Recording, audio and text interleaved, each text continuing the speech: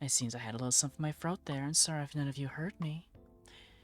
Good evening, my darlings. I'm sorry if you didn't hear me there. I was just talking to my beloved Tori, one of my gals. But welcome on in. I hope you're all having a wonderful night tonight, or day, or whatever time zone it might be for you. Welcome on in. Welcome to the Last Stop Cafe, a beautiful purgatory of sorts. A little crossroads between afterlives, if you could. Heaven, hell, Elysium Fields, Hades, Tartarus, whatever you could think. Oh, that is a floating hand, and that's not on my head. I need to fix that.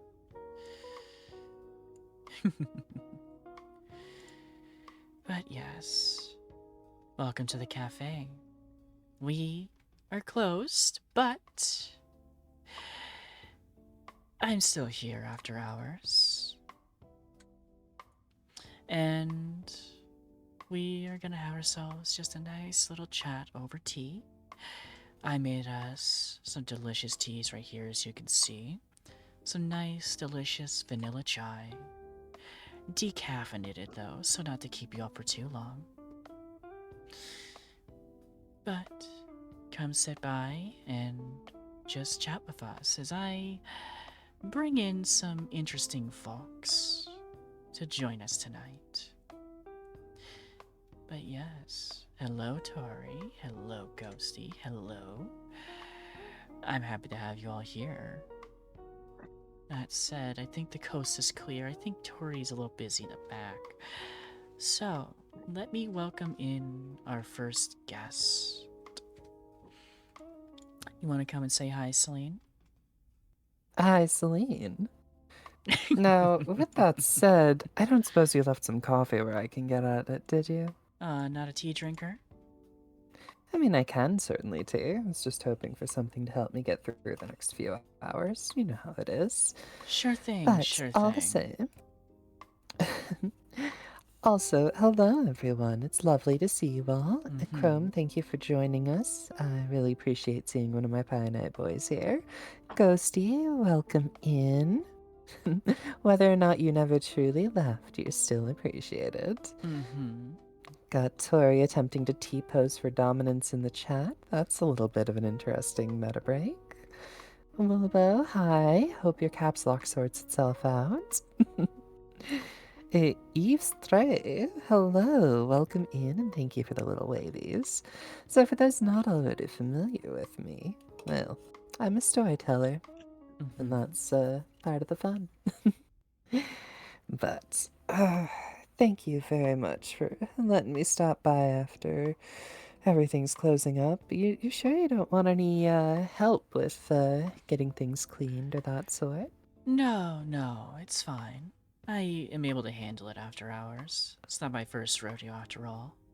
I just figured it'd be nice to have a little quiet time, have some tea with a friend that I have not seen in a while. So, that Well, said, I'd be delighted. how Thank are you for you? inviting me. I'm doing fairly well. But if Swifty is making a bed by patting your head, I get the feeling she's gonna try and sleep on there. Mm-hmm. Interesting idea. But all the same. All the same. But yes, so this is Selene. She is a dear friend of mine. We have a bit of history together, is the best way I could put it.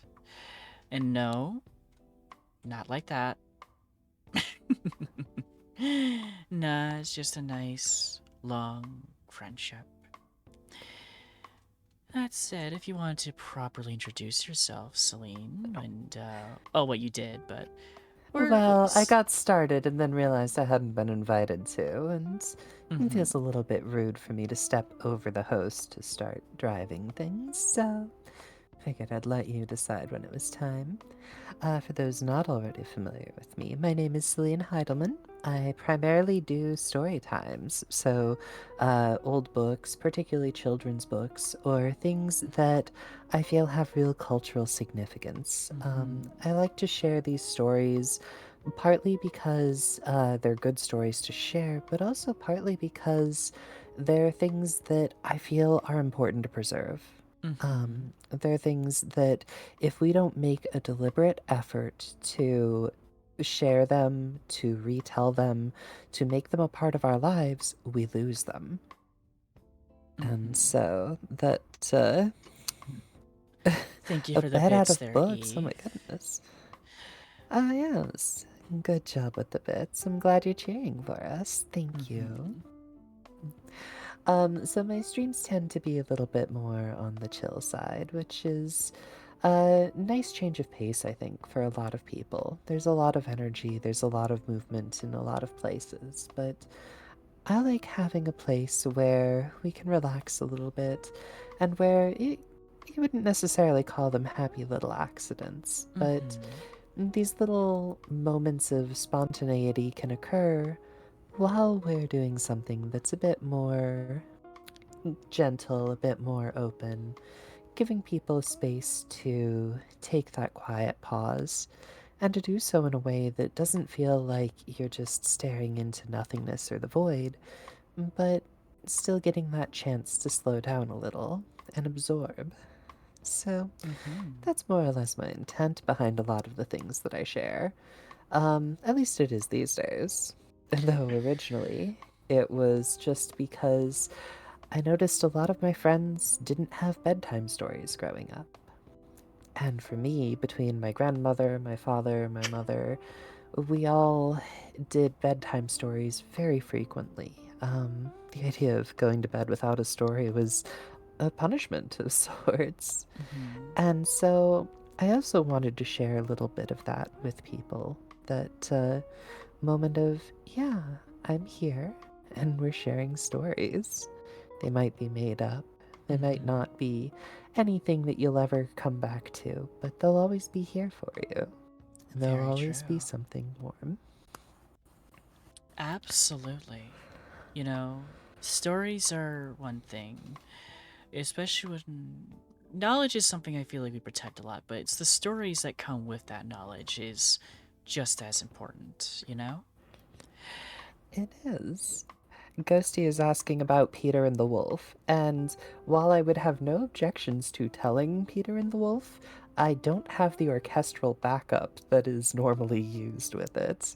But it is a delightful story. And I'm curious, Ghosty, do you prefer the versions where Sasha gets eaten or where the duck is able to escape at the last moment?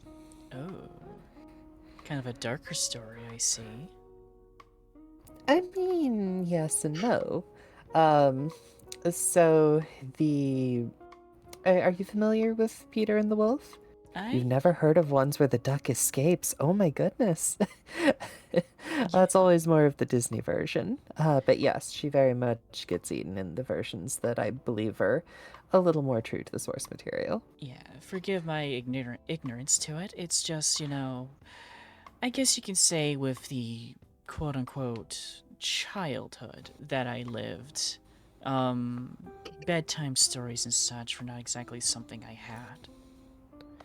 Well, sure. And like that's you're not alone in that by any means. Mm-hmm. And I very much like the XKCD version of uh even if everybody has heard of a thing, every day there are 10,000 new people who have just grown to the point where they could understand it. So, even if everybody had heard of Peter and the Wolf previously, Mm-hmm. congratulations, you're one of today's lucky 10,000, and I would be honored to share something that is a wonderful children's Mm-hmm. story with you here. But the reason that I talk about music going along with that, the orchestral backup, is because each of the characters is directly represented by an instrument in the story.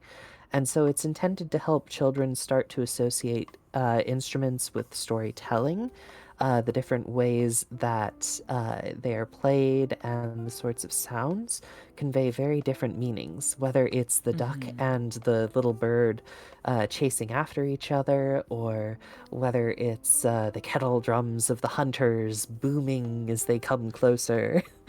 Hmm. um, oh, Ghosty always has the orchestra playing in her head now and then. Ah, Mm-hmm. that's understandable. But that music really helps to tie the story together. Otherwise, it becomes very short, and it can be a little bit difficult to really convey some of the emotions that are going on there. Not impossible, just a little more difficult. And so, if you didn't have children's stories growing up, and particularly if you weren't exposed to, I believe Peter and the Wolf is a Russian Mm-hmm. tale. Okay. Um, so that's, I know several friends of mine had particular prejudices there. It's great. The story is the only bedtime story Ghosty had other than Winnie the Pooh and a few other things. Well, and we did do Winnie the Pooh's adventures Mm-hmm. on my stream previously. That was a really fun one. I actually went and revisited it not too long ago too, and it's just there's something so simple and gentle about Oh it, yeah. right up until Rabbit kidnaps Piglet, or Rabbit kidnaps Roo, and Piglet gets stuck being given a bath by Kanga because she's not having any of this he's not Roo nonsense. Oh yes. Winnie the Pooh is Uh, definitely a favorite of one of my children's, one of my newer ones actually. She almost begs me to read it to her before bed, so it's always good to hear. it's a lovely story. Mm-hmm. You've heard the story I speak of. Wonderful. Oh, you haven't heard the story that I spoke of. Well, I tell you what, we can certainly pull the book out here a little bit later. It is public domain, so Mm-hmm. there's nothing to stop us from reading it, thankfully. Thankfully. Uh, oh, Monochrome Mayhem talking about E.B. White extending back to first grade, Stuart Little. When I think E.B. White, of course, I'm thinking Charlotte's Web, but yeah, old children's stories. I should do some E.B. White at one point or another here. They're very very emotional. Although the one that I would like to do here within the Mm-hmm. next couple of months, if I can get it sorted, is Margaret Peterson Haddox's Running Out of Time. Oh. So the premise behind that one is there is a girl living in what she believes to be colonial New England and is, going about her usual childhood day. And suddenly, kids in her village start getting really, really sick. Like, Hmm. terminally ill, there's no medicine for them to be taken care of.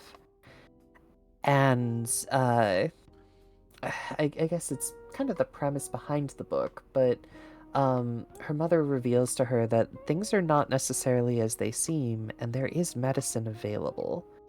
But it goes along with a lot of the themes that we see in. Oh. Oh my goodness, Thank uh, Eve. thank you for the sub, Eve. I appreciate it. Yeah, Mm. thank you for the gifted sub. It's a wonderful thing. Mm-hmm. May, how are you doing on your counter there with the subs? I don't see that on the Oh, scene I here. don't have it here, but it's fine. Okay. But you talk about books like this. It actually reminds me of when we first met. I think I've told chat before of that experience, but I'm kind of curious what your perspective of it is. You want to hear from yours? What's your tale? My tale. Sorry, I. Oh, you wanted to know more about me, not about the books I read. Yeah, and I know like it reminds me of like when we first met. And I have told the story of like kind of a bit about how we met at first, but I wonder what your perspective of it looks like. Oh, yeah, for sure. And like, so we all have times where we go through a bit of a dry spell in terms of interacting with people. Mm-hmm. So I exist inside of this really neat library that is outside of space and time. Mm-hmm. And one of the cool things about it is the entrances can open in different times in different places, but I don't necessarily control when and where that happens. So, unfortunately, for a while there just weren't any openings. And so I got to spend a lot of time just on my own. And now there's nothing wrong with me being on my own in the abstract sense. Mm-hmm. I've got all the provisions I need, and my troll hunting is something that I can do from a lot of different places. So, processing materials and that is a never ending chore, unfortunately. Or fortunately. Um, but in this case, I had gone long enough without getting a chance to interact with people that I was really just ready to spend time with someone else.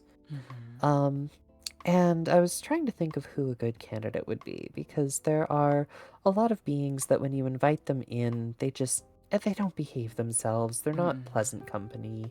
They try and take over your body or break your mind into pieces or reveal to you vast and Mm-hmm. deep secrets of the cosmos, and in doing so, completely destroy your perception of reality.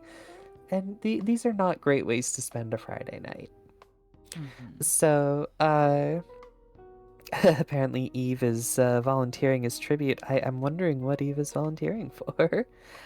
Oh. um, but, I reached the point where it was like, well, I wonder who I could summon that I could reasonably have a nice time with.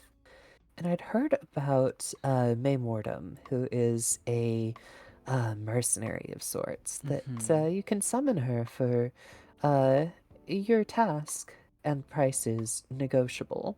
Now, Mm-hmm. I keep a few things on hand that are uh, reasonable for negotiating with beings that don't want the most common things. Um, and there's some things left over from my younger and wilder days that I'm not going to get any use out of. Mm-hmm. So, in my mind, there's no reason not to share some of this delightful but uh, things that I can't make use of. And at the same time, get a little bit of a chance to interact with someone.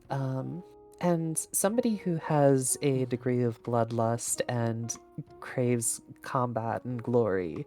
Uh, that's somebody that I can get along with, especially in the moments where I'm going stir crazy. So, I took a little bit of time, prepared some nice snacks, and a little cozy moment for relaxation with other people. And, fortunately, it's not finders keepers is the rule with the blood. So I was able to perform the ritual using some blood that somebody had volunteered to me on my Mm-hmm. blade. Made for a very effective summoning circle, I think. Yeah, I think that's the part where you misread in the guidance for the ritual, though, that the rule states is that the contract is signed with whoever's blood it was. But in your situation, I made an exception to that rule, so. It's appreciated. You've made some lovely concessions. I have a sword. I do indeed have a sword. It's a little out of reach behind me here, but I certainly could pull it out. Absolutely. Um, it's so the sword is named Insight. It is a single-edged blade. It's on the shorter side, about 1.5 meters all told. Mm-hmm. Um, but it is and I've currently got it unsharpened so that it can be transported a little more easily. But it's I mostly use it for practicing with one of the martial arts that I do. So yes, I Mm-hmm. do have a sword that I keep on hand here. It's also more of like a wall hanging piece, so I'm kind of careful with it Mm-hmm. because if you whip some of those around too much, they're gonna break. um, Absolutely. But no, it's a little bit of extra weight for when I want to practice my traiciones or things like that. Mm-hmm. And for that purpose, where it's supposed to be something kind of controlled and where the intention is more building that musculature and stability, yeah, that's Absolutely. more how that works. But yeah, Right. uh, so I gave you the summoning and indicated that I needed some help with finishing off these scones, and figured if that wasn't an acceptable task for you, I did have a large number of books that were particularly heavy and would be a little bit more worth the strength of someone who has conquered nations and brought glory to her name that way. So Mm-hmm. there were backup options, but I'm glad you went for the scones. That was the far less sweaty option, really.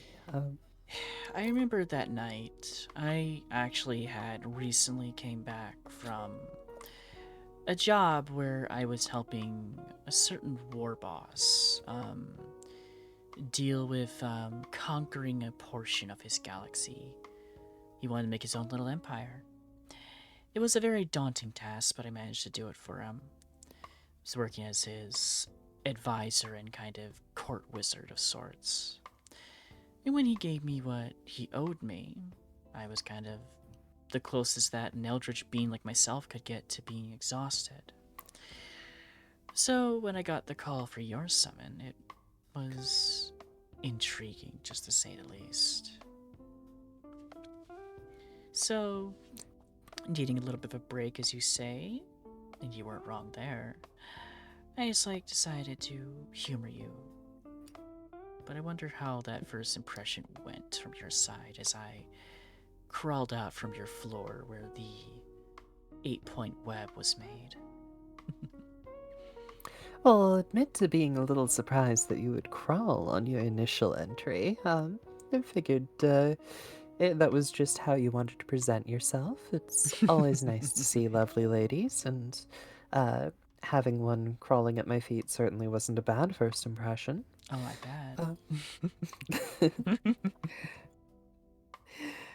But no, it was just nice to see that everything was working as intended. In my line of work, there is so much opportunity for things to fail or go wrong. And so when everything just kind of comes together, it's nice to see that a plan worked. And, it's also nice when there are some people that, when I meet them, just connect with me in a way that Mm-hmm. I feel really grateful for. That I can tell on our initial meeting that, oh, this is somebody who I'm going to get along well with. Or, this is somebody who I could get along well with on paper, but we're gonna see each other, maybe once every quarter or so for a general team mixer, and then I'm not gonna talk to you beyond that. Not because I bury any ill will, but just Mm-hmm. because that's not how it goes. And you crawling there out of the floor, where's somebody that I'm like, okay, looks a little bit tired, but you know what? I am glad that this is going to be someone who I feel like I'll connect well with. And it was also, Mm-hmm. just, it was a new friendship, but it felt like the opening of a friendship. And that's always kind of cool too. Because some friendships start out very difficult or very rocky. And that wasn't the impression I at all got from you. You Mm-hmm. seem like someone who, just as on paper, is interested in stories, is interested in the world, and getting to explore and explore the finer things, explore the nuanced things. When I later found out about your proclivities with, things that would be lethal to a mortal, Mm-hmm. and tendency to experience those for the experience of it, it's like, oh, hey, that sounds like exactly the kind of thing I would be doing with immortality, because there is such a world out there, and so many worlds upon worlds. And so limiting yourself by refusing to explore stuff that you can continue to explore afterward, that I wouldn't be able to handle it. I'm glad that Mhm. you and I, in many ways, share that. Absolutely. And, you know, with the kind of entity that I am, finding someone who has experienced life and all its proclivities, it can be hard. But finding someone who, again, was a kindred soul in that regard, who has had many adventures or stories to tell, it was nice to be able to go back and forth in that regard. And I definitely felt a nice click with you after that point. It was really Well, nice. I'm glad it was good for you too. Oh, right. By the way, Echo, to answer your question, you don't become an eldritch being. You just are. They're kind of more born or created rather than made, if you will. In fact, you might be surprised to find out that what you see here is not exactly what I originally looked like.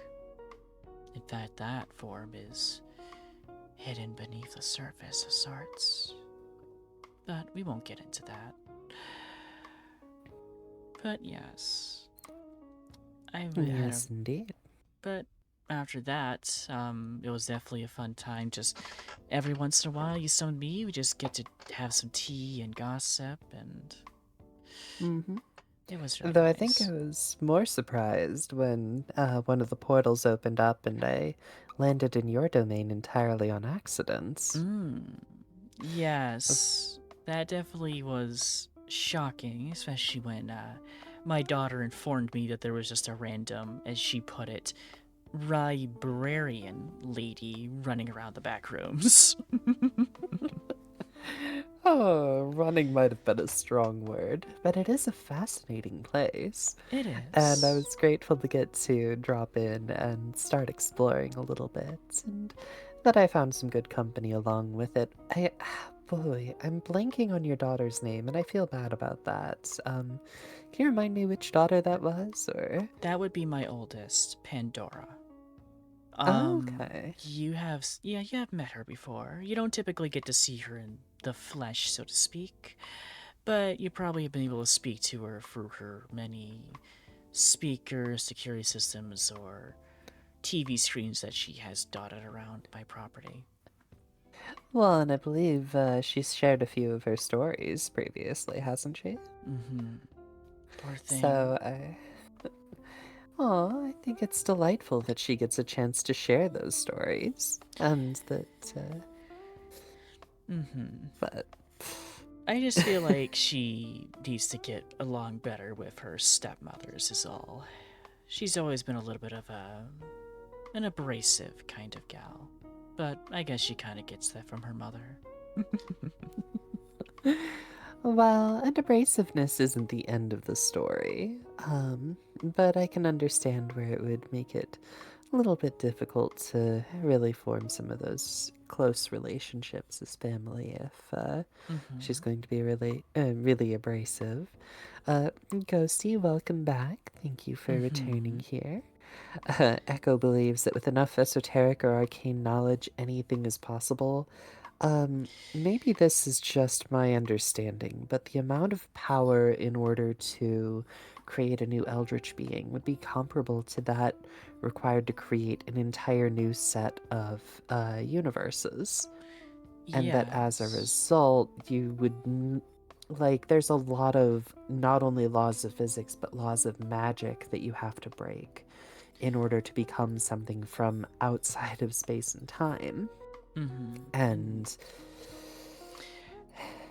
And with eldritch beings, you have to remember too, we basically defy all things that are logical or meaningful.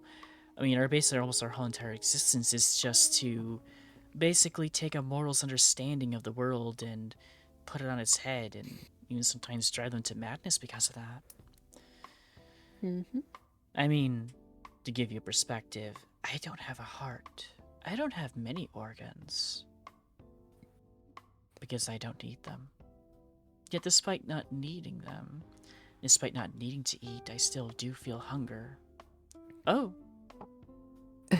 Welcome in, Raiders. Omega Rift. I well, hope you're doing hello, well. Omega. Thank you for the raid. Welcome on in. How are you? Let's get you shouted out here real quick. We're just chatting real quick. Just, my little friend here, Selene's just joined me for some tea.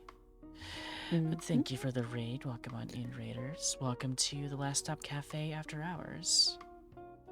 What were you up to, Omega? I know, Mm-hmm. if you need to raid and run, we understand, but would also be more than happy to hear about how stream went, what you were all Yes. involved in. You were playing Minecraft, I see. And Mm-hmm. what were you doing in the Minecraft tonight? Picked up a shovel and he walked to the mine. He loaded 16 tons of number 9 coal. Tori, welcome back in. Building a castle. Ooh, what kind of a castle was Yes. it? Speaking of Tori, what is she doing right now? I haven't heard from her in a while in that kitchen. You know, I find when somebody goes into the kitchen claiming they're going to be doing cleaning and you don't hear from them for an extended period, it's usually because whatever is going on in that kitchen is not something I want to take part in. Whether it's cleaning or whether it's something else, the fact remains the same. Mm-hmm. True. Oh, Ghosty's happy to be called by name? I'm sorry, Ghost. I didn't realize that. That said, wait, hold on. Tori, did you forget to turn off the ovens again? You did that last night. Or maybe she can't hear No, me. no, everything's fine. I'm just fighting with Fighting? the. Fighting? I'm fighting silverware right now. Just ignore me. Do you need help? uh, no, I'm fine. Someone just let some arcane magic into the kitchen. It's Uh, fine. I'll handle it. Got it. All right. Also, since we've been talking, I noticed. I think someone's been watching us this whole time, Selene. Have you felt that too? I mean, I'm always feeling a little bit watched. That's part of the fun Mm-hmm. there. Girl, how does one fight silverware? Slowly and carefully, because those wounds are not quick to heal. Um, Sorry, if you do need help with that flatware combat, please let us know. Um, I'm surprised she's not asking how you got here, but. People don't ask how I got here. They ask why I'm here if I'm looking for them for something. Otherwise, they just know I'm here because I'm meant to be here. And nobody's going to tell me otherwise. True, true. I mean, our door's unlocked all the time, so anybody can come in. True. At least, Ah, I could give them and company when you're busy. Totally not my reason to not slack off, at least. an open invitation. I'll keep that in mind. Indeed. Before we lose some of chat here, I noticed Chrome is saying that entering a place beyond dimensions for certain harrowing process of law breaking. What's life without bending and breaking the rules, though? Mm-hmm. Indeed, Chrome. Oh, Omega is playing on a lore server with the Misfits Oh. and was assigned role of king. Very fun. You're in the walls, Ghosty?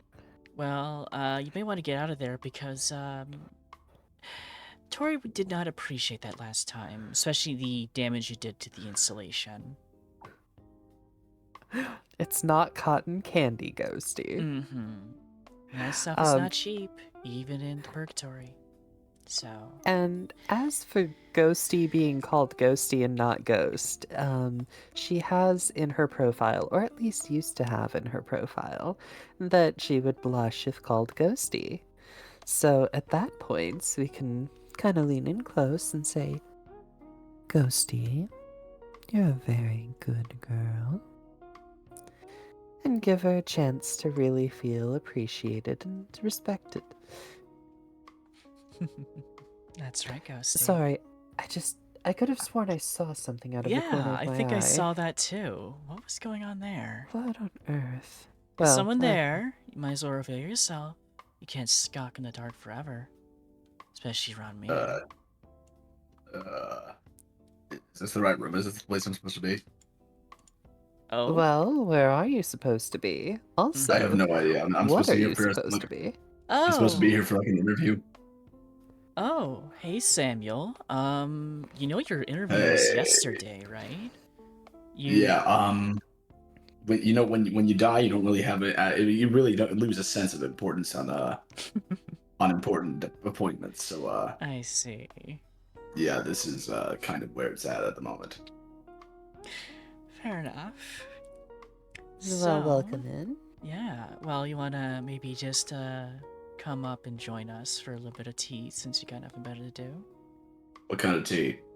It's vanilla chai with a little bit of sugar and honey. Is it caffeinated? No. I'll take a glass. Alrighty. Oh, Yay. How are you doing, Samuel? Have you had any chance to get some sleep yet? Or Absolutely not. No. I thought that they say that that death is like the ultimate rest. I can tell you right now, they fucking lied. well, that's a shame. mm-hmm. I'm very You sorry take to hear it- that. Take It it has you've been been up 5 for a months. while? It has been five months. 5 months. Not a wink of sleep. Like when I died, I was wearing what I went to my job in. I was wearing jeans, a flannel, and a t-shirt. I woke up in pajamas Mm-hmm. when I came to and found out that I was in the plane between afterlives. I found out that I was wearing pajamas, bunny slippers that squeak when I walk in them, Mm-hmm. and a sleeping cap. I look like a cartoon character who made my wardrobe. Well, but you look like an adorable cartoon character. Do you Indeed. mind if I tickle your belly here a little bit? I wouldn't do that. I have yet to see what happens. I mean, hell, I may shit jelly beans for all I know. I'm sorry, I don't mean to laugh at your situation. I think this I is don't funny. know. Jelly beans do sound nice. It's not the But all worst the thing I same. eat. But, I mean, yeah. if I did shit jelly beans, you'd have to like get them as they came out of the pant leg of my PJs. Or, actually, if I flip over in this beanbag, there might be a there that you can collect them from. I see. Well, if you're that tired, I'm not going to ask you to roll over or sit. Mm-hmm. But Though you're welcome to yes. speak.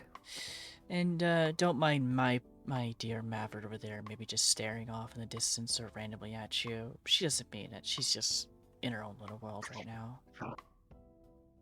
Yeah, I've been meaning to ask. You seem to have picked up a young lady since the last time I was here. She doesn't look like one of your children. No, she's not. She's more kind of unofficially adopted. I managed to pick her up after finishing a job somewhere in the 80s. She was kind of like a lost little kitten, and much like when anyone sees a lost little kitten, you feel like you just are now obligated to give them a home. It didn't help either that she seemed to have a natural talent in magical arts, born with it even, but just didn't know how to control it. And seeing me firsthand practice some magic as well, I guess I felt like with someone with my kind of knowledge, I could. Thank you for the dear, hydra, Omega. hydrate. I'm going to have to go retrieve something to drink. I've already finished the ones that I came here with. Sure thing. So, I will be right back here. And as for how she's blinking, well, you start with your eyelids open. You slowly lower them until they close. And then you Don't open taunt them me. again. But I want to make it clear to Dearie, everyone here if too. you're expecting me not to taunt you, you have come to the wrong person. a little bit of good-natured teasing is perfectly normal here. My eyes burn. Would you like some droplets? I think we have some in the back. Yeah, sure. Got dry red eyes, try clear eyes. Alright, let me see. Alright, I'll be right back once I've got the drink here. Sure thing. That. But yes, that little cute little golf girl in the corner there, she's my apprentice. Don't mind her. She doesn't really talk, in fact. It seems like she's unable to. But that doesn't stop her from speaking with her actions. And before any of you ask, she is underage, so don't even think about it.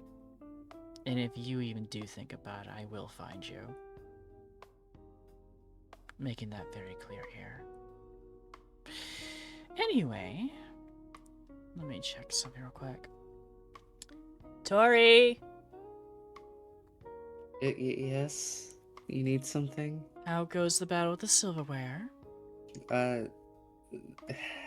Thankfully got that, handled. I am actually gonna head to the living area and head to bed. Sounds good. I'll meet you there in a couple of hours then. By the way, I Just try did not to stay up find... too late. Will do. I did find Samuel, by the way. He finally did pop up. Good. Good. Still no sleep, huh? Mm-hmm. Absolutely not. No. Thank you for the tea earlier, though. Of course. Miss Emiko. Yes. Remember the pantry is open to all guests if you need a snack. And I will be heading off to bed now. Great and cool. I gotta say the hospitality of this cafe is great. I didn't think that they would offer an IV full of chamomile tea, but Of course. they did. They absolutely did, and I must say it did not work. It didn't work. It didn't work at all I mean, for my intents. this place does have 7 Michelin stars for a reason, so... Also, can you maybe find a way to get that little goober named Ghosty out of our walls? This is the second time this month I've had to call the... Yes, I will people talk to for- her, so don't worry about that. And if she has any damages with the installation again, I will personally pay for it. I mean, there's an axe in the wall. Oh, no, that's decoration, more of a trophy. This is my little corner, Yes. by the way, that they made for me. Also, make sure your apprentice eats. I haven't seen her eat today. Okay. I will do. I'm going to go head to bed. So, Alrighty. have a good night, Alright. everyone. Good night, Tori. Thank you for Good night, Miss joining us. Emiko. Yes. Bye-bye. Hmm. Oh. It just Wood. ghost phasing. I see. You know, that is my girlfriend. Yeah. Samuel. Lucky you. Mm-hmm. I know. Look all you want, just don't touch, or I will kill you. All right, listen. Listen, I'm already dead. I'm not sure what else you can do to me further. Oh, But trust me, there's things or places far worse than death. Don't test me. understood. Will not. Mhm. I will not tempt that fate from me. But yeah. Those who believe death is the worst thing that can happen have far too little creativity. Mhm. Hmm. That said, Samuel, I know you kind of mentioned your life a little bit, but if you don't mind, could you maybe mention it just a little bit more, just for the rest of Yeah, us? sure. Yeah, for the rest of the audience. Hi, my name's Samuel, and I'm dead. I couldn't sleep when I was alive, and now I double can't sleep when I'm dead.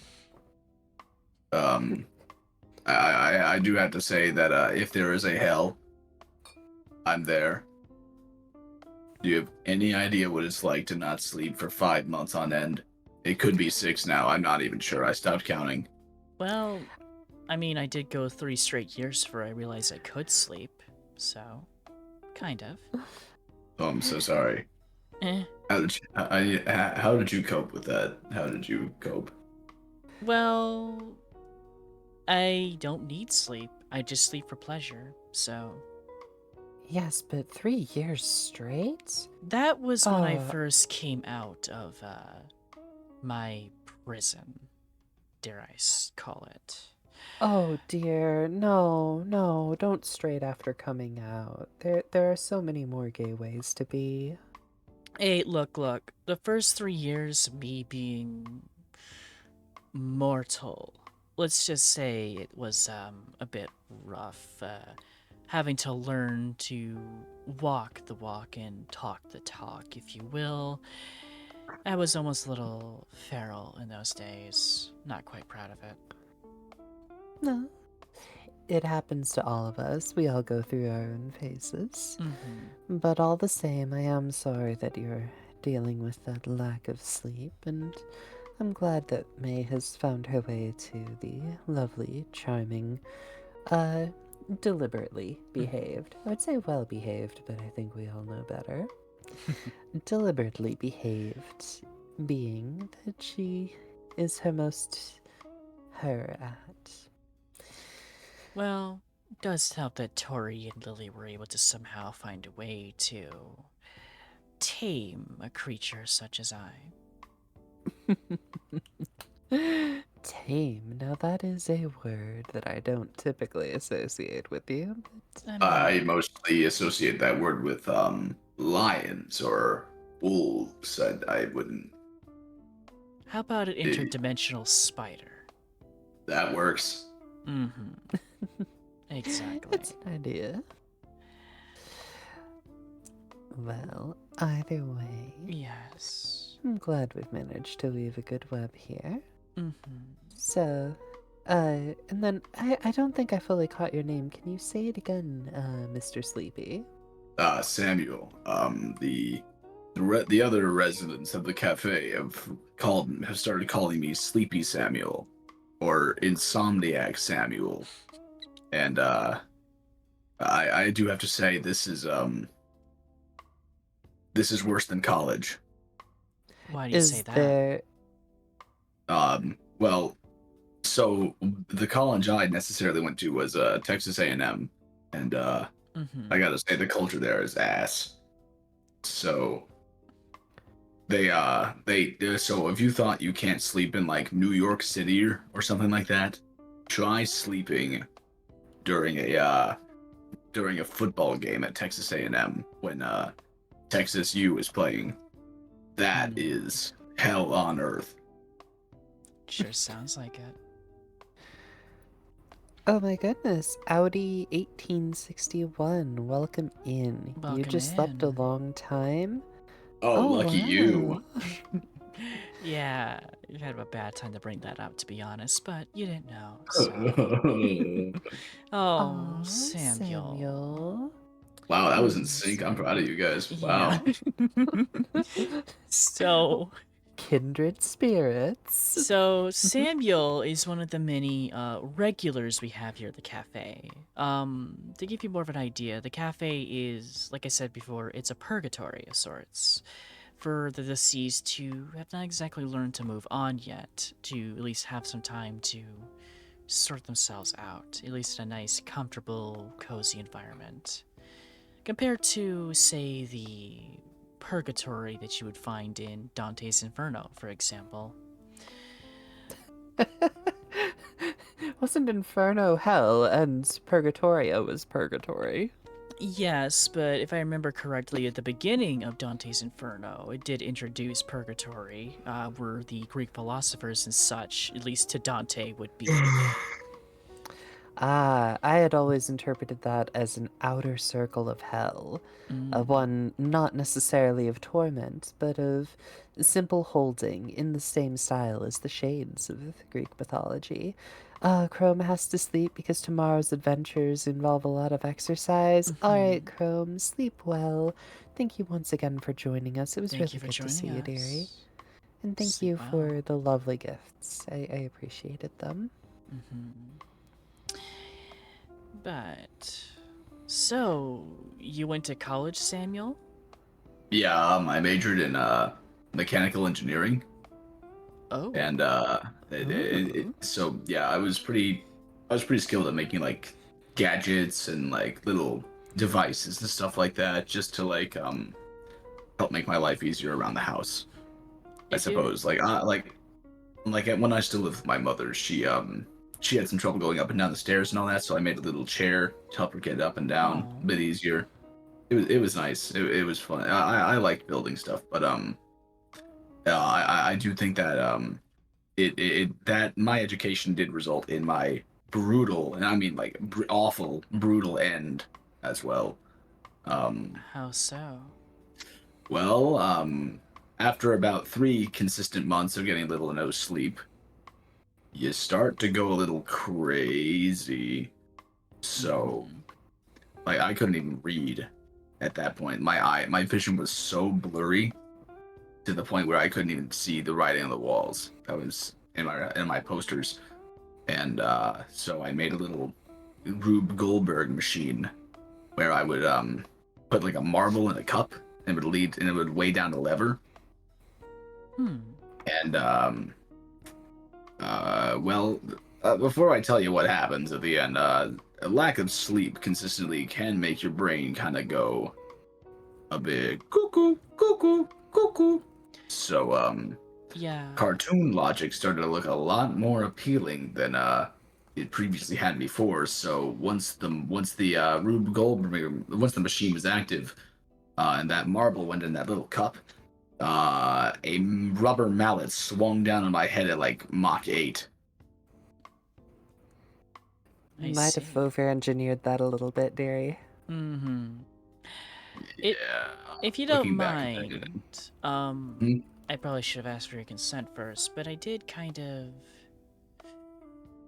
poke around in your brain there. My brain. Yes, my a lot of people don't know this about me, but I can read minds and I can sense emotions. Sure, go for it. What are you gonna do with it now? I mean, what are you gonna do? Hurt my feelings? Like, go around in my brain, No, do no, whatever. no. Listen, I can sense that for a good amount of your life, you had worked your ass to the bone.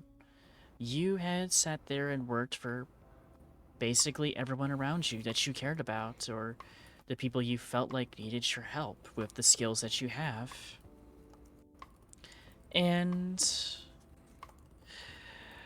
well, it feels like you haven't really given much time for yourself because you were so focused on other people. And I feel like that's a lot of people, honestly. It may be just a theory here, but it sounds like perhaps your insomnia was caused by that overworking habit. Does that sound close? Maybe, but well, what confuses me the most, I think, is that like after a while, I just stopped going into work. Like like you can't drive in this condition, so I just stopped trying. I I just spent about a few weeks in my apartment alone, trying to sleep. I mean, coma patients wish they were in bed as much as I was. It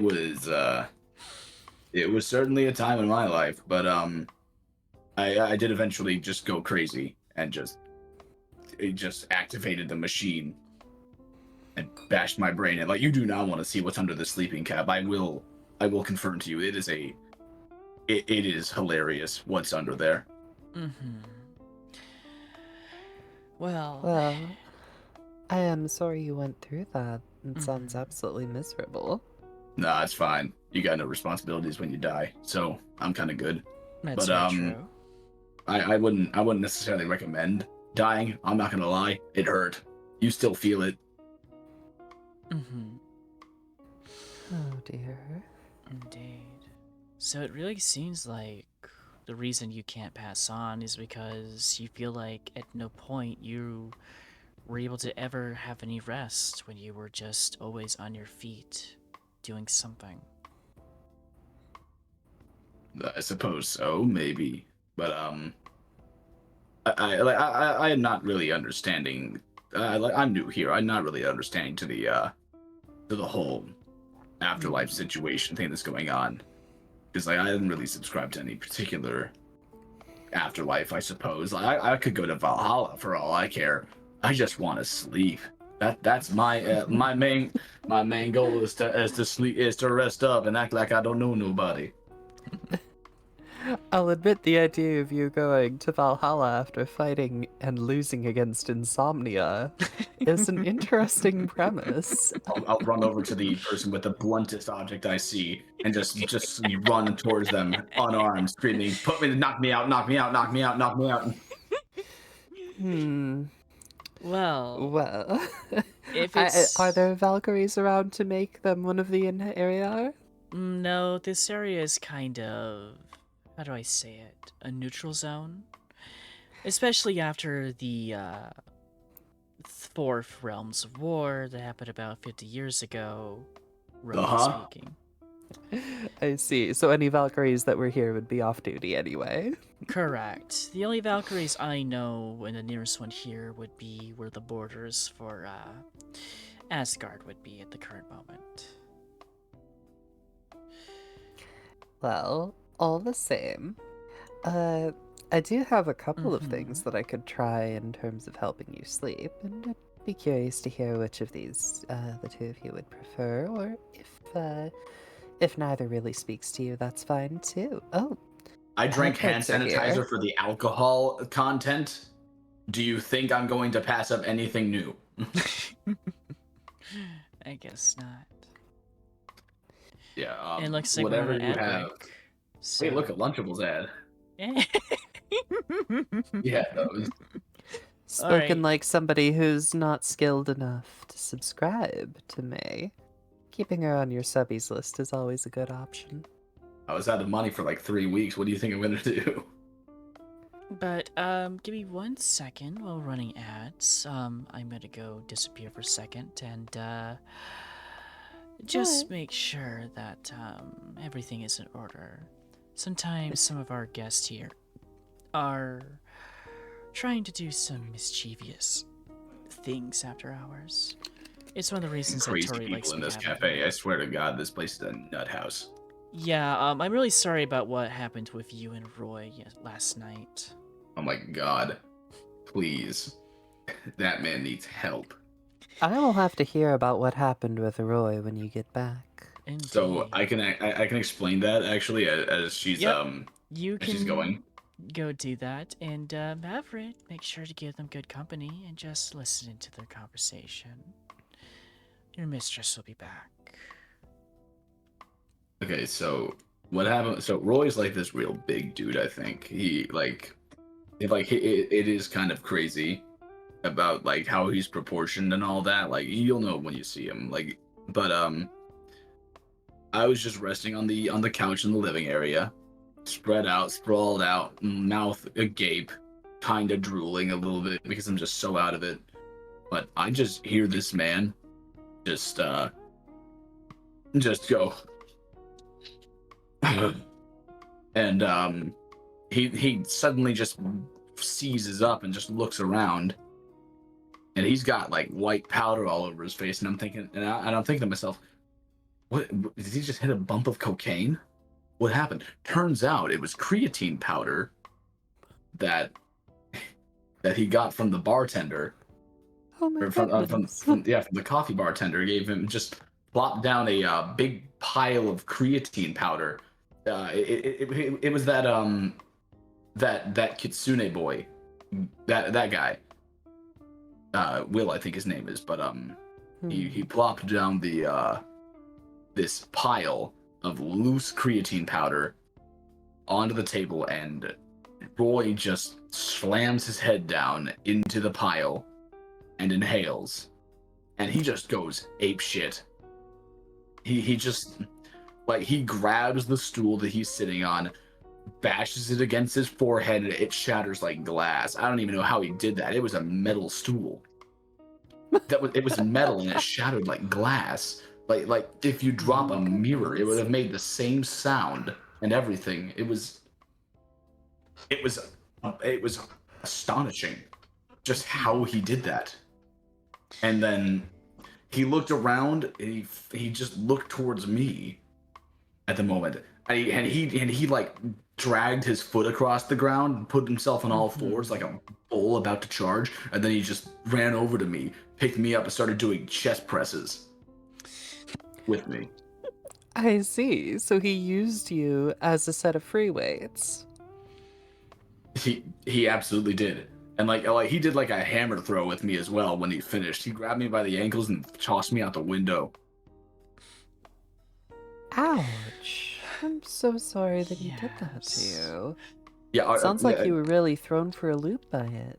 welcome back, Miss Mortem. Are you aware that that the Roy situation was propagated by one of the employees of the cafe, Will? He's the one that did that, I think. Propagated, you said? Yeah, he's the one who did Precipitated, it. perhaps? So is there like ownership you can call or something like that to prevent this from happening again?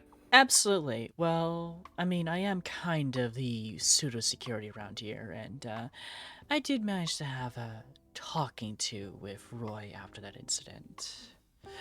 Oh, cool. And I do hope my apprentice here was able to patch you up after that incident. Please. Oh, absolutely. Thank you very much.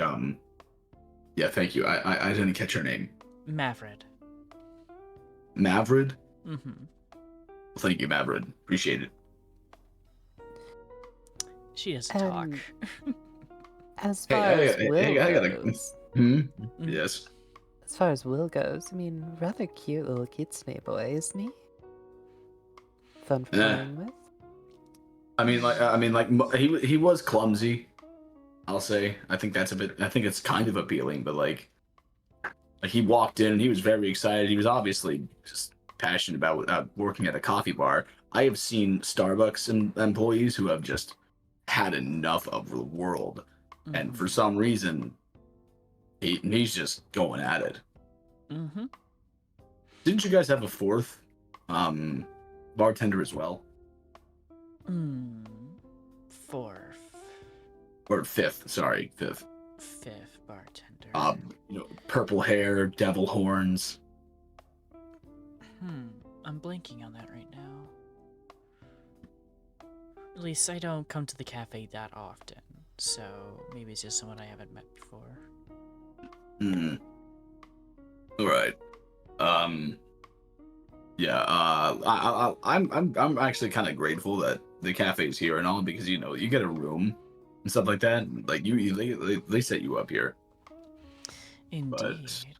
Yeah, but Roy was a problem. Roy was absolutely a problem. Oh my god. He's still here. He's walking the streets right now. Oh yeah. We could be in danger. Is that why the gun's on the table? Oh, I carry those two gals with me all the time. That's Deimos and Phobos. Actually cool names for guns, I'm not gonna lie. Yep. Fear and Nightmare Incarnate. The two children of Ares and Aphrodite. Sick. But yes, but don't worry, I had a stern talking to with Roy, and he will never bother you again. In fact, he's not gonna bother any of the guests here anymore after that incident. I made sure of that. So he can huff and puff his big, oversized chest all he wants, but I'll always be there to put him back in his place. Listen, everybody, if you're ever in the cafe and you have a run with Roy, go for the legs. Oh my god, his legs are his weak spot. Yeah, good. Oh, Let's is he sleep, the we'll put sort it to down. take an arrow to the knee? Well, oh no, you have like this guy was yoked out and everything like that. He had a grotesque sort of appearance to him with how muscular he was. Like his neck looks like it could be used as building material, but his legs, however, was actual noodles. Like, it looks like there weren't even bones in there, I don't think. That sounds like a very unfortunate way to have to exist. Indeed. Echo. You know, Making some sort of a reference. You can't just blow a hole in the surface of Mars. oh, yes, that would probably be referring to my dear friend, the Doomslayer. Sometimes he summons me to cover for him so we can go on little vacations with his wife. Cute couple, that one. And it's nice to be able to take my frustrations out on hordes of demons. Well, that's always a fun time. He does have a wife. You've all met her before. You all know her from Animal Crossing. Is that the one with the ghost? Isabella, Yes. isn't it? Isabella, yes. She's oh, actually... Isabella. Okay. Yeah, I actually introduced those two, actually, believe it or not. I knew Isabella for a while, and, well, one day, I guess I was, gonna go cover for dear Mr. Doomslayer, and, she wanted to tag along just to see what it was like for me to do another job. And I guess, for whatever reason, those two just got to talking. Well, she did most of the talking. He just sat there and occasionally grunted. But they had some good chemistry together, it would seem, and I was even a bridesmaid in their wedding, which was nice. Oh, it's adorable. I'm so happy for them. But yes. But I What was the noticed- reception like at that wedding? How do I put this? Have you ever played Animal Crossing? I'm not necessarily familiar with it, no. Okay, But, imagine the character design from that, right? Imagine Right. like a bunch of them, but they're life-sized, and on the other side of that population at the reception, you just have regular people. It's interesting, and that's funny coming from me who's seen all sorts of interesting creatures and beings across the multiverse, but you know.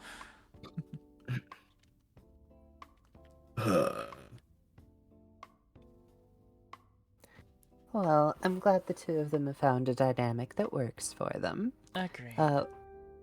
And, you know, it's, whether you speak Animal Crossing or Stoic Silence, the fact that love can surpass language barriers is always one that I'm rather fond of.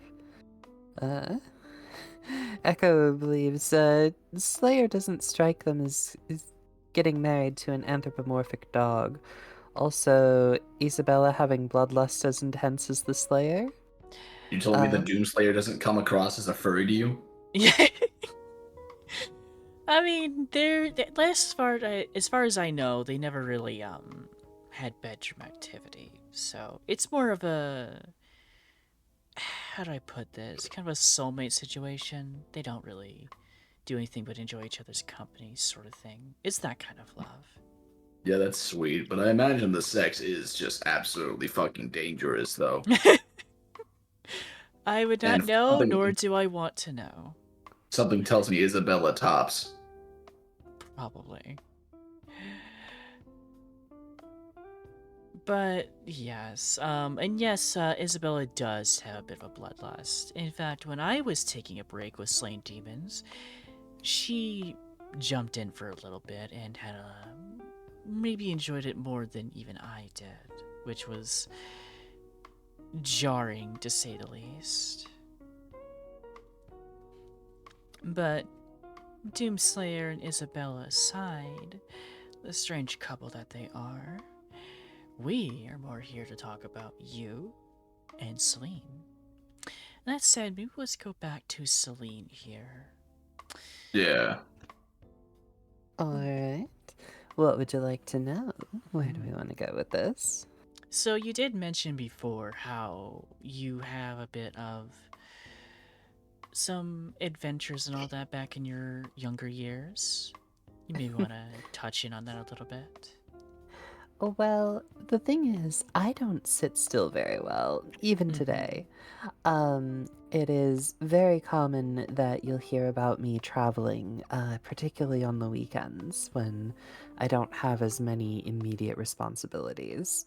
I have both family that is found and family that is biological, all across the, uh, at the very least, across the continent, possibly across the world. Mhm. And so getting a chance to go out and spend time with people is something that I am very passionate about.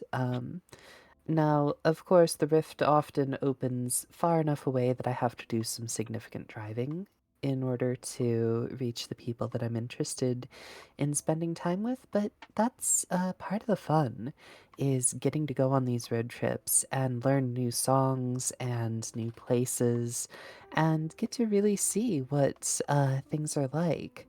So as I drift about from place to place, it can be really interesting to see how things go.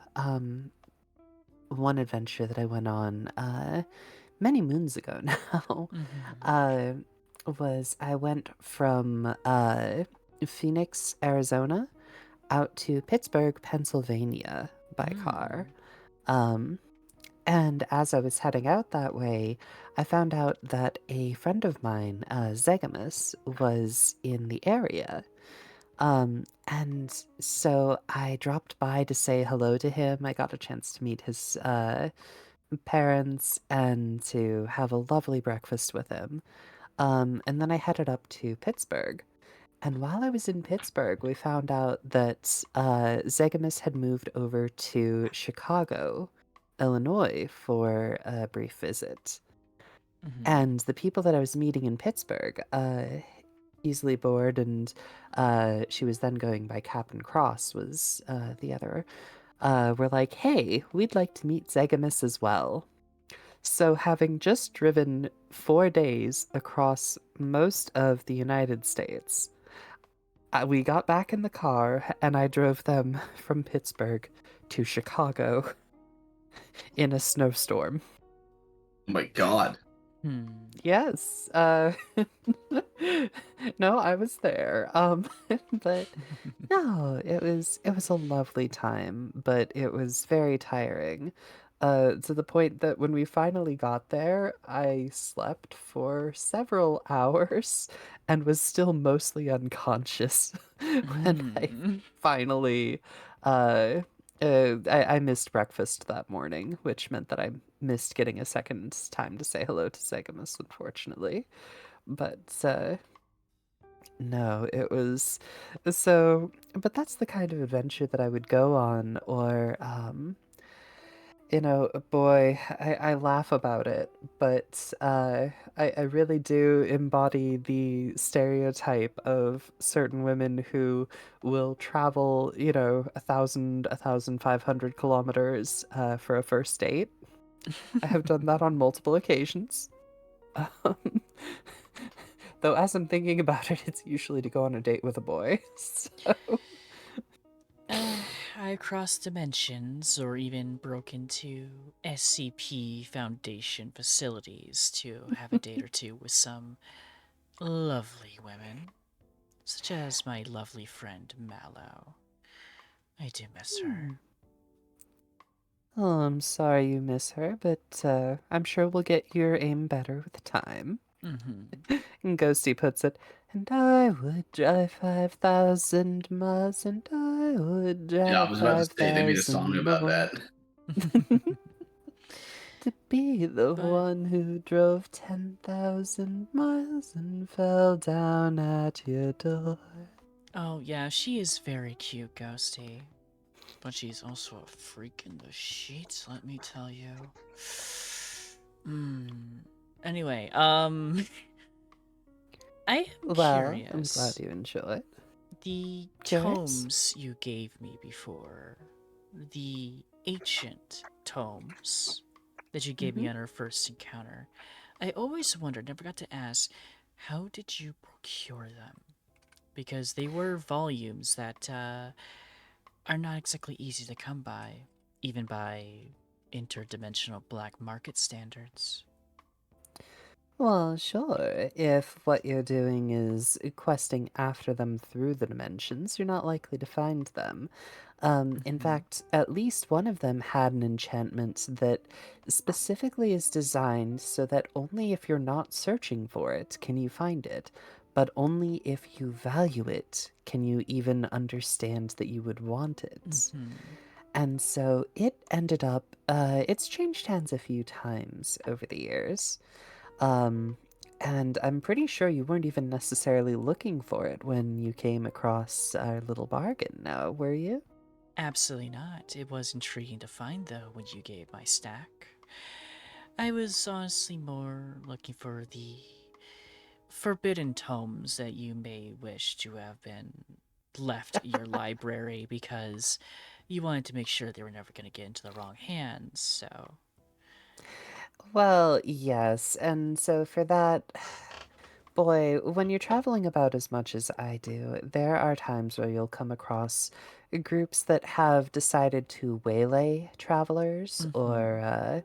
mistreat people who they expect can't fight back because they're not from around here or don't Mhm. necessarily know the ways. And one of the fortunate parts about traveling in the outfits that I do, which I'm quite fond of this outfit, it's very comfy, very cozy, Mhm. very, very good at concealing weaponry. True. And people don't expect that fact. But I am far from a helpless little girl. And so when some of these individuals, well, so for one of the tomes, I needed a place to rest for the night. It had been a particularly long couple of days, and going without sleep for that long, you start to drift off. You start to fall asleep at the wheel, Tell me about it. or indeed. And so I needed to find a safe place to just kind of pull off and oh Panther Scarlet, thank you for the hydrate. Let's Mhm. See, Ghosty understands. Ghosty understands Mhm. the predicament I have. Indeed, I think we all do. yeah. So for my purposes, I pulled off and it was just this nice little a motel. It wasn't in the best of repair, Mhm. but it was particularly inexpensive. Mm. Hydration complete. There we go. I'm And sorry, did so I fluster you, Ghosty? Ghosty flusters herself just by watching us. Absolutely. Oh, Um, Isn't that right, but Ghosty? no, I stopped off there, and you know, it seemed like a usual night would be particularly good. But I have this little habit when I go to hotels. I unplug the television. Oh? And apparently, this group was not expecting that the television would have been unplugged. So, typically speaking, they were using the television automatically turning on in the middle of the night to broadcast a frequency that covered their approach and left their victims incapacitated. Mhm. And so having the television unplugged just happened to negate that particular attack vector. And so when they came in, I was happy to grab the first cultist wrist, twist, take the knife, and hmm. I've been advised not to go into the details about where that knife ended up or how. Um, oh God. but yes, that was what several of that person's friends said. It was someone that all of them cried to mercy for from multiple different gods, oddly enough. You Hmm. know, that's you get 7 or 8 different people who all think that being able to handle a knife on a helpless victim means that they can do whatever they want and are powerful. Look, you Mhm. could have And just showed me the knife, or even raised your fist, and I would have been sobbing on the floor, crying and pissing myself. But Not a very confrontational person there, Samuel. I just want sleep. hey, there is nothing wrong with wanting sleep. In fact, at the Mhm. time, I had wanted sleep and was not thrilled about having it interrupted yet again. Oh no, I Um, think if I ever got sleep and it was interrupted by someone, I think they'd be dead. I think I would actually just go a whole hog, just biting, scratching, and clawing my way like some feral animal in fight or flight response mode. Well, fortunately, you're already dead and we don't have to worry about it killing you. That's Um, true. but at the same time, I would rather not put you in that position. You're not attempting to harm us. You want a nap.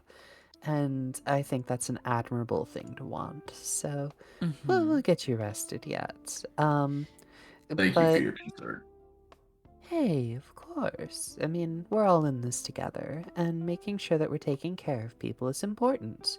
Sometimes the way that we take care of people is by making sure that their particular proclivities can never be acted upon again, whether that's by severing all of the tendons in their wrists and legs so that they can never attack someone, or whether it's by making sure to. I can't say things like that. What can't I say, Ghosty? You think you get to dictate my speech? Oh, now a song is stuck in Ghosty's head. Oh, poor Ghosty. You'll just have to sing it for me with that sweet little voice of yours. We're all in this together, everyone. We are indeed all in this together, though. To We're Um, defeat all in the this together. Huns. But yeah, after working my way through a few of them, the final one was attempting to pull out some sort of a book and, as a last-ditch effort, read some passages that shouldn't have been spoken aloud. And unfortunately, at that point, there's only so many ways you can stop them from participating in something like that. And I didn't really want to get blood all over the book because, I mean, why would you want to damage a book? Also, getting blood on certain tomes is a good way to summon something that you don't intend to. Absolutely. So it was necessary to resolve the incident very quickly and decisively, and I did. Um, but that meant that we needed to figure out what to do with the book now that the immediate threats were out of the way. And so that particular book, I brought it along with me, threw it in a lead-lined bag, and uh, it was. I think the thing that really bothered me the most about that book, and I don't know if you've had the same experience, was it started to hum a tune after a little while. Would the tune happen to be more of like.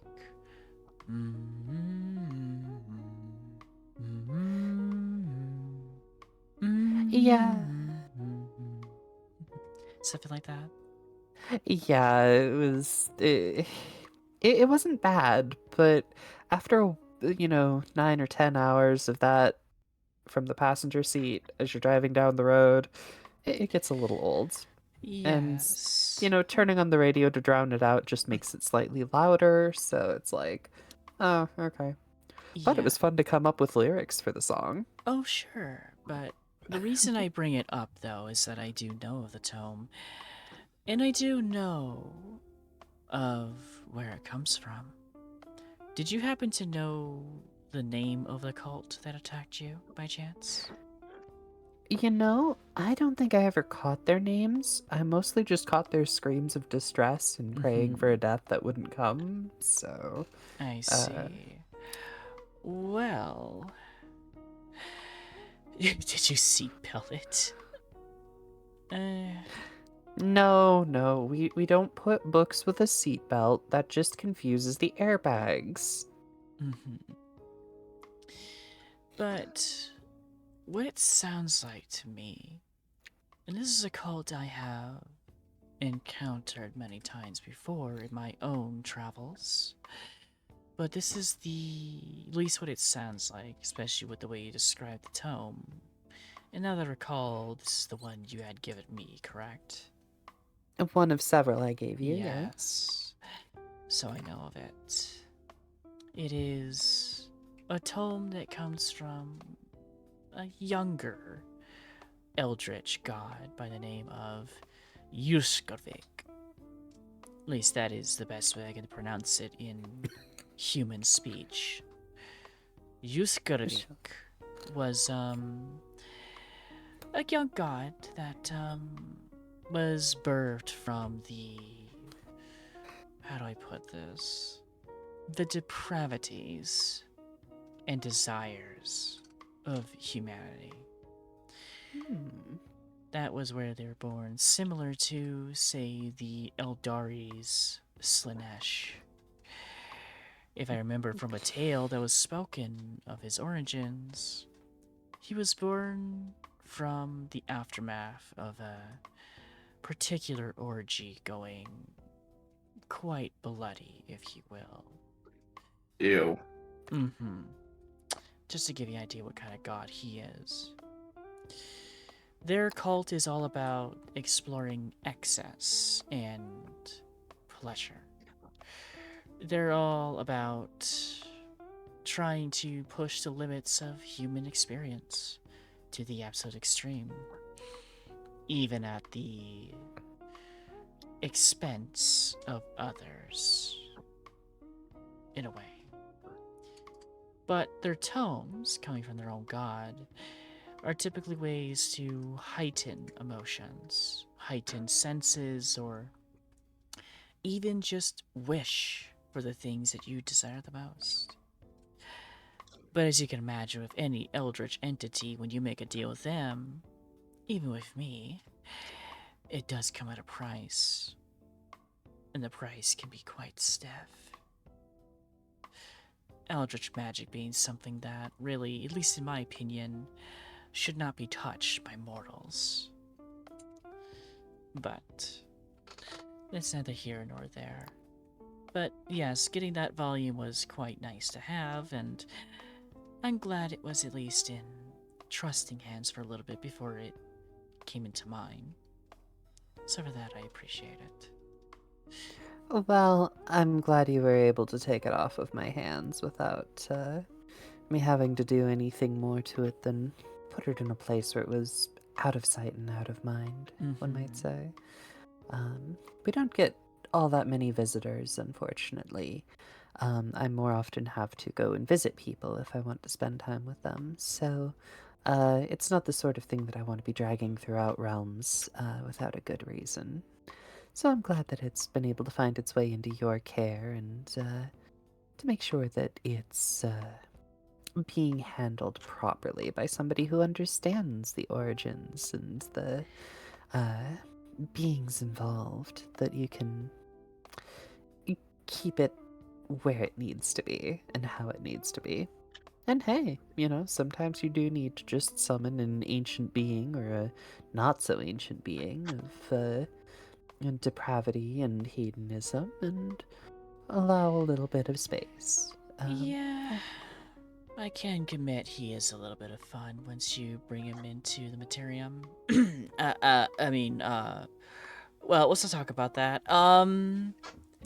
I mean, I'm assuming this is a cousin of yours, so yeah. No, Not, no, not, no relation, no relation. Listen, my okay. aunt Jane just makes really nice punch. I don't know what the hell you guys get up to because you guys are talking about some fantastical shit that's going on.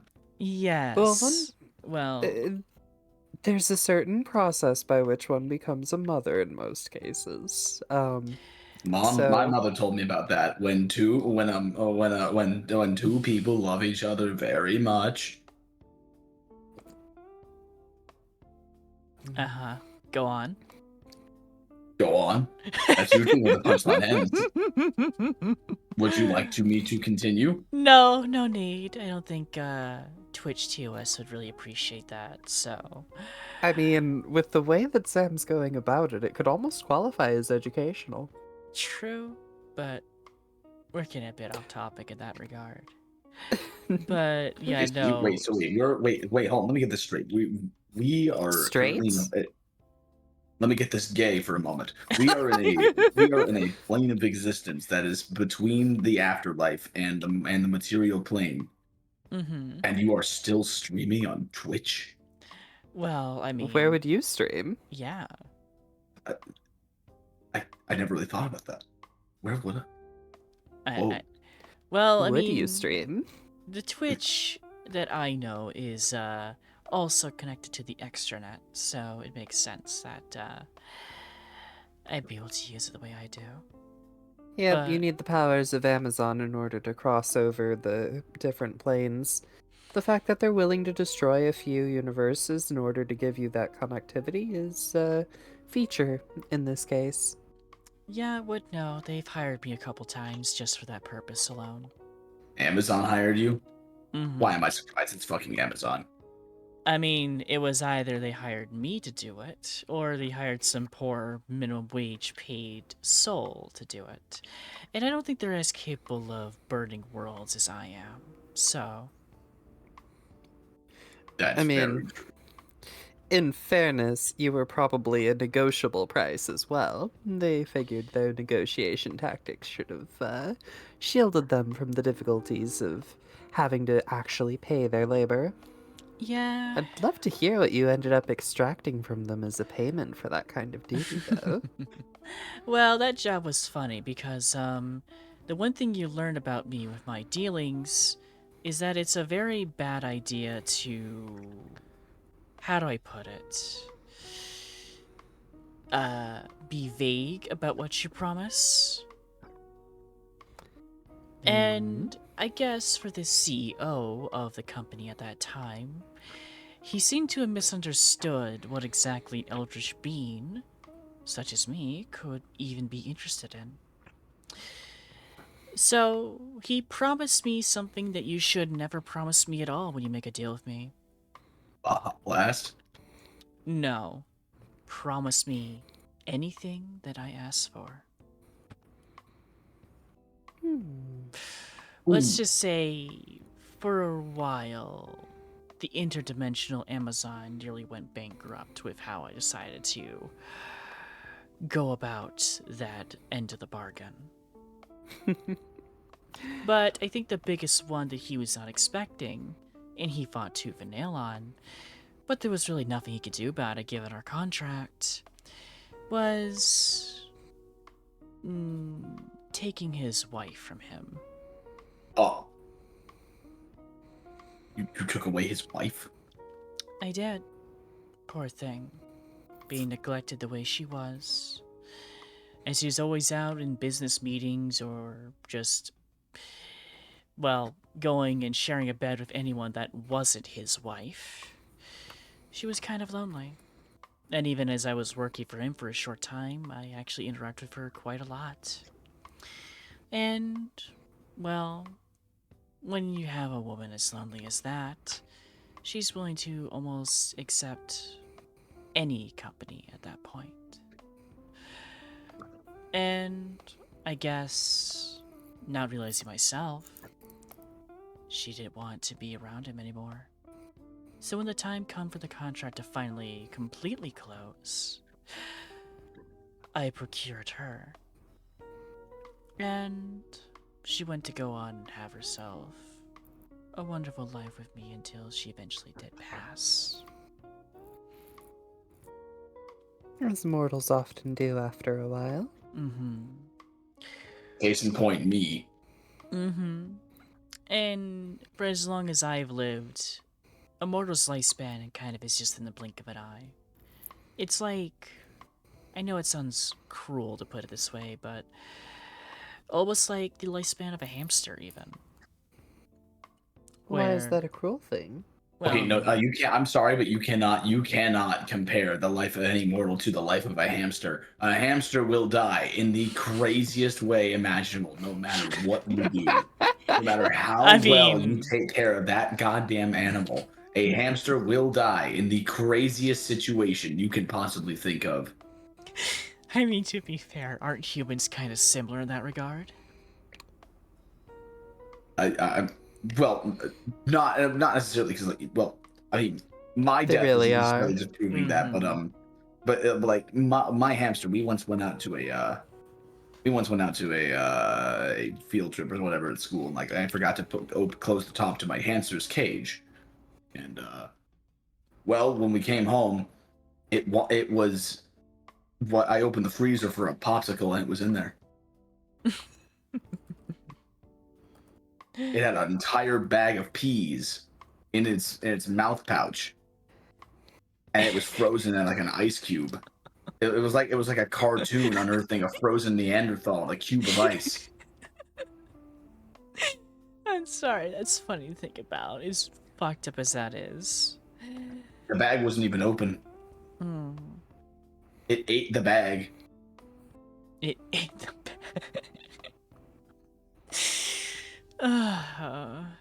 Samuel, I think you have more of a better sense of humor than you think you do. Well, you know, I was told that this is called being punchy. When you're just so tired, everything just starts being funny to you. I think I've I don't know. transcended.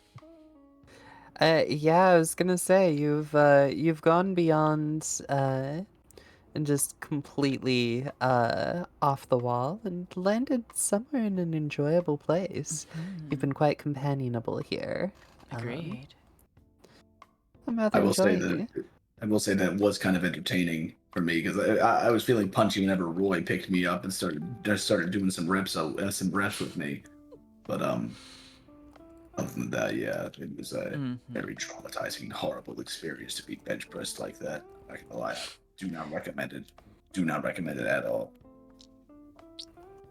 I can imagine it was pretty traumatizing. You know we do have therapists here if you do need it, right? He didn't wash his hands. Yeah, and I don't want to imagine where that hand has been. Just So- knowing him. So powdery. It's like, you know how some people who work out use chalk for their grip? It was just creatine. Good of interdimensional portals? Yes, I am. I mean, it's kind of my nature, just to be able to jump through dimensions. Why do you ask? It's certainly an interesting opening question. And, Yeah. What would you do with interdimensional portals? I think, like if you could just, like, first thing I would do. I'm not sure. Well, jumping between dimensions is, well, for anyone who's not something like me, can be quite dangerous. Especially if you don't know what you're doing. most universes were not made to support life as it's known in this universe. And you have no idea where you're ending up if you don't exactly know your destination. I've had time. Or if you've been tricked about the destination. And it's even more so with time travel. It's easy for mortals to get lost when traveling through timelines. I have seen many lost souls in my travels. Whenever I have to go in between certain timelines. You guys should probably put up signs on the way to the cafe. I'm not gonna lie. I got way lost before I found one of those. I'll be sure to mention that to Tori then. Great, cool. That's why you've been living these walls the past few weeks. Well, Ghosty, you need to get out of them, just like Tori said, or I'm gonna have to do something about it. And it's not the way that you're gonna like. So I think you need to get out of there soon. Alrighty? Thank you. Now, going back on topic, I have to ask, a random thought just came to me for you, Samuel. Tell me, when you grew up as a kid, were you ever given a bedtime story? That's a good question. I think maybe when I was really little, but I don't know. I'm not really old enough. I'm a bit too old to remember that, but I don't think we did. I don't think we have. Well, I think it's by fate or destiny that you come this night with the kind of person who almost specializes in that kind of thing. Wouldn't you say so, Selene? I mean, I'm certainly willing to share a nice little story here. I do have something prepared that, whether do it you? works or not, we'll have to find out. But If you think this is a good time, I don't see why we shouldn't whip Mm-hmm. out the bedtime story. It might be a nice What? way to wrap up the night for sure. Alright. You ready, Well, chat? You ready for a nice bedtime story with Selene? Because I sure am. it better not work. You have class in half an hour? Mm. Well, Ghosty, only one way to find out. Mm-hmm. Long ago, when the earth was still new and the old ones walked the waking world, there was no need for sleep. People went about their days and spent their nights in relaxation, taking what they wanted from the world of abundance about them and at the mercy of the elements and the old ones' whims. Simplicity or complexity, vice or virtue, all fell away, for none had yet been invented. Indeed, even invention itself had not been invented yet. So people continued about in this usual way until one of the old ones grew bored. This old one, whose name was made before names and whose description was lost the miasma of time, thought it would be curious to give the next being that passed along a glimpse of what is to come. A human just happened to wander past at that exact moment and stood transfixed as visions of the freezing cold and blowing rain came through the little one's mind. At first, the little one was simply afraid. Where had the rain and cold come from? But seeing it was not here, and knowing it could be here, changed something in the little one. For the first time, the little one resolved not to be cold in the rain. Resolution, intervention, desire, and intent all formed in the little one, and thus comfort was born of suffering before suffering. The other humans all ignored this one, for madness was still an unknown concept amongst humans. What is madness when reason does not exist, after all? So when this human wove the branches and leaves together, the other humans continued to dance and sing and run and play, and all was well. A few days later, when the rains came, this human stayed under their woven leaves, and only the rarest of water droplets found its way to the soft flesh. Other humans gathered with this one to stay out of the water, and the first family was born out of resistance to adversity. But with all the time in the waking world and none of it lost to sleep, invention spread like wildfire across the human race. Humans gathered first in fields, then in great halls, and at last in networks across the unified world, as technologies and great magics beyond our modern comprehension seemed to spring up overnight. Some of the humans viewed the old ones as threats, not simply harbingers of the end times, but the cause of them, and sought to seal them away or destroy them. And with the humans' newfound ability to invent, it seemed likely to be the demise of everyone and everything that might break the minds of a new human. At the last moment, an old one who had grown fond of the comforts of this world gave a last bit of foresight to one of the humans, a particularly skilled inventor. This one would see the end of all things, the consequences for humans' hubris, and this little inventor found a secret energy emanating between the old ones. Working quickly, the inventor built a strange device that severed the places where this energy interacts, creating a pair of separated worlds, the world of the waking and the world of the dreaming. Within the dreaming were placed the old ones, and those best suited to resist their influence. Within the waking world were people and the things of invention. The separation could not be complete, however.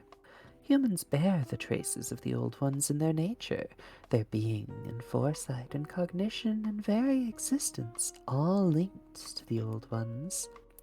This divide would remain bridged, and humans, needing cognition and foresight and everything granted from the old induced mind, would still drift to the dreaming along with the Old Ones. From this, dreams, nightmares, other things of the mind are formed, and all minds are connected, even if only briefly. And through those slumbering minds, from time to time, an old one makes its way back across the divide of the sleeping into the waking.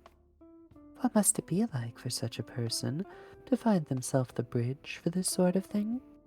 Truly madness must follow, for an old one is unknown and unknowable, and damage to their bridge must be the eventual result of such a heavy step. So woe to the one who lets their sleeping mind seek and carry the old one between the waking and the dreaming, lest the old one not care for the path that carries them, and tramples their mind just so in the ephemeral dirt.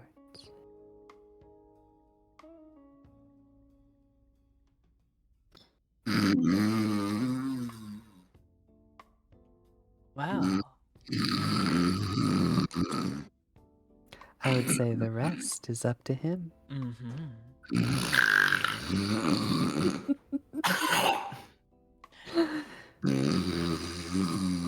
Well, I think that's where we'll wrap it up for tonight.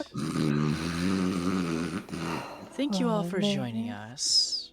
And to all of you, a wonderful night. Thank you all for joining us. It's wonderful to see you here. And until next time, I'll be Until next time, good night. And please come by next week for another time of After Hours.